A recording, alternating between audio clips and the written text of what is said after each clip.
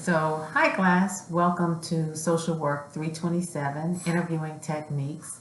I hope you've been able to, at this point, take a look at the syllabus and the assignment schedule, as well as check in with myself and your fellow classmates in the discussion board. So I've received a few questions that I want to address answers for, and I also want to just kind of give you some information regarding the syllabus. Hopefully this will be helpful for you.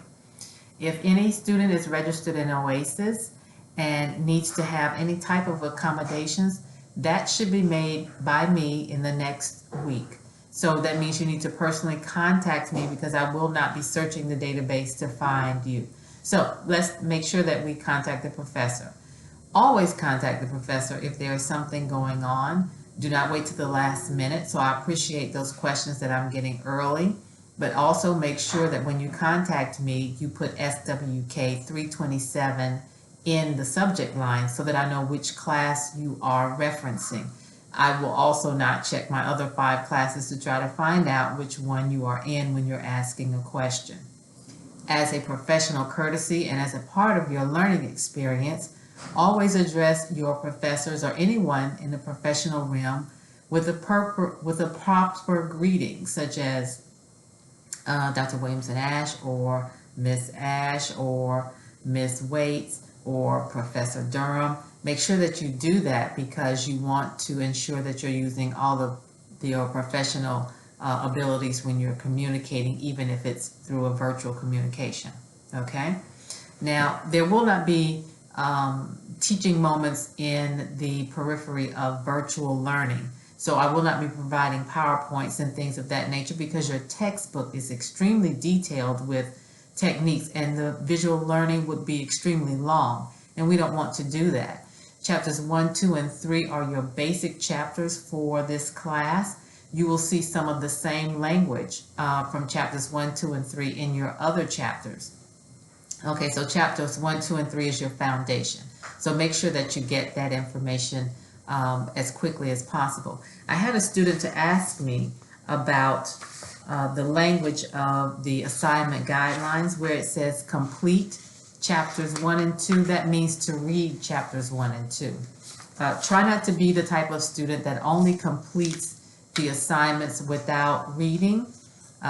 It may be very, very noticeable in the success of your assignments. So your assignments are really built around the chapters. So let me tell you a few things other than what you've already seen.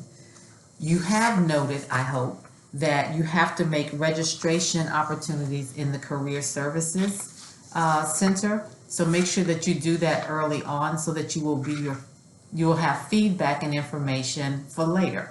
You don't want to be at the last minute attempting to ask a question regarding something that they may not be able to respond to immediately. Whenever there's a PDF file or something that I'm asking you to indicate that you've completed and you can't download it, that's fine. Take a picture of it or any other creative means so that I'll know that you completed the assignment and then upload it in Blackboard. Okay? So the other thing is I don't have much difficulty with students understanding the information in the assignment guidelines with the exception of 2 assignments, the annotated bibliography and the interview guide. So the annotated bibliography you should look up if you do not understand that assignment, okay? So that you'll know how to properly execute an annotated bibliography.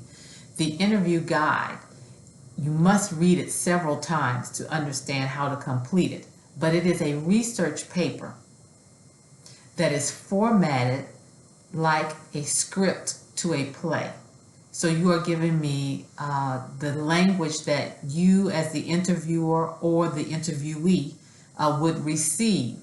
And the information is the actual researched information. So you are going to research an area and then you're going to have an interview, whether it's a televised interview that you are doing, is a radio, it can be any scenario that you dream of yourself. And you're going to script that out by telling me what the interviewer said and what the interviewee said and what technique does that apply to. when you are doing that interview. So it's not something that you should wait until the last minute to do, okay? There are no additional assignments.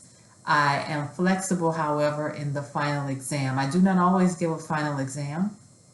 Sometimes I have a request to do so, and so we may be able to do that so that if anyone needs their grades to be a little bit better than they are, we certainly would provide you with that opportunity. But that means also that you'd have to study the same thing you'd had to do during the course of the semester, okay? So I'm pleased to have you in class. Let me know if you have any questions. Email is the most readily available way to contact me. You can call me at the office and I will get the voicemail, but email is much better and more efficient, and I hope that you'll have a great semester. Welcome.